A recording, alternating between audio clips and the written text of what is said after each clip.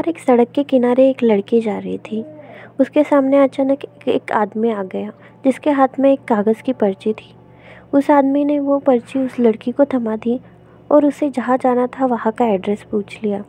वो कागज़ हाथ में लेते ही अचानक लड़की के दिमाग ने काम करना बंद कर दिया और वो लड़की सिर्फ उस आदमी के ऑर्डर ही मानने लगी, क्योंकि उस कागज़ पे डेविल्स ब्रीथ नाम का ड्रग लगा हुआ था। ये डेविल्स ब्रीथ आखिर क्या है, इसी बारे में हम आज की इस वीडियो में जानने वाले हैं। तो डेविल्स ब्रीथ दरअसल एक ड्रग का नाम है जिसे दुनिया का सबसे खतरनाक ड्रग माना जाता है। डेविल्स ब्रीथ का साइंटिफिक नेम स्कोपोलामाइन है, जिसे आज मेडिकल फील्ड में यूज़ किया जाता है। सर्जरी से पहले पेशेंट के सलाइवा को कम करने और पेन रिलीवर की तरह इसका यूज़ होता है। डेविल्स ब्रीथ के डोज में होता ये है कि ब्रेन के फंक्शंस काम करना बंद कर देते हैं, जिसके कारण किसी तरह का पेन फील नहीं होता या आदमी हिप्नोसिस कंडीशन में चला जाता है।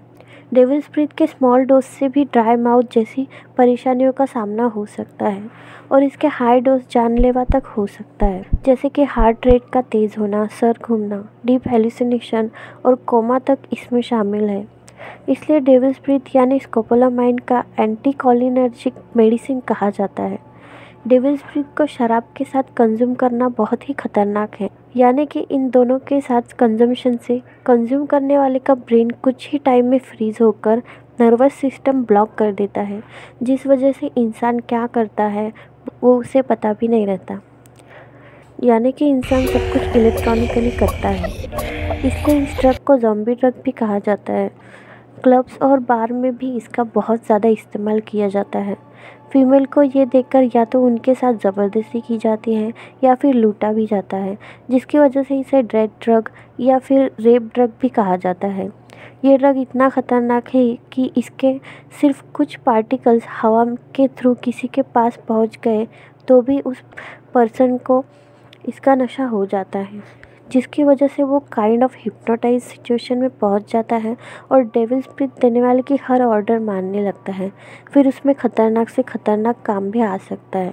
डेविल्स ब्रीथ मेनली कोलंबिया में ओरिजिनेट हुआ था। ये बेल शेप्ड फ्लावर जैसे दिखते हैं और यहाँ इसे बोरोशेरा ट्री के नाम से जाना जाता है। एंशियंट टाइम में यहाँ के लोग इस फ्लावर से कुछ पाउडर बनाते थे, जिसे पाउडर फॉर्म में या फिर लिक्विड फॉर्म में यूज़ किया जाता था। कोलंबिया में इसे खुलेआम बेचा जाता है और लोकली भी इसे प्रोड्यूस किया जाता है। ये ड्रग भले ही इलीगल हो, लेकिन लोगों का ऐसा मानना है कि ये ड्रग इंसान को किसी भी तरह के पेन से आज़ाद कर सकता है, इसलिए लोग इसे मैजिकल ड्रग भी कहते हैं। शमन्स और ब्लैक मैजिक करने वाले इसका राइट और रॉन्ग दोनों वे में इस्तेमाल करते थे। कुछ शमन्स इसे पेन रिलीवर की तरह लोगों के ऊपर यूज़ करते थे, वहीं दूसरी तरफ कुछ लोग इसका यूज़ करके लोगों को हिप्नोटाइज करके अपनी बात मनवा लेते थे, यानी कि कोई भी काम करवा लेते थे।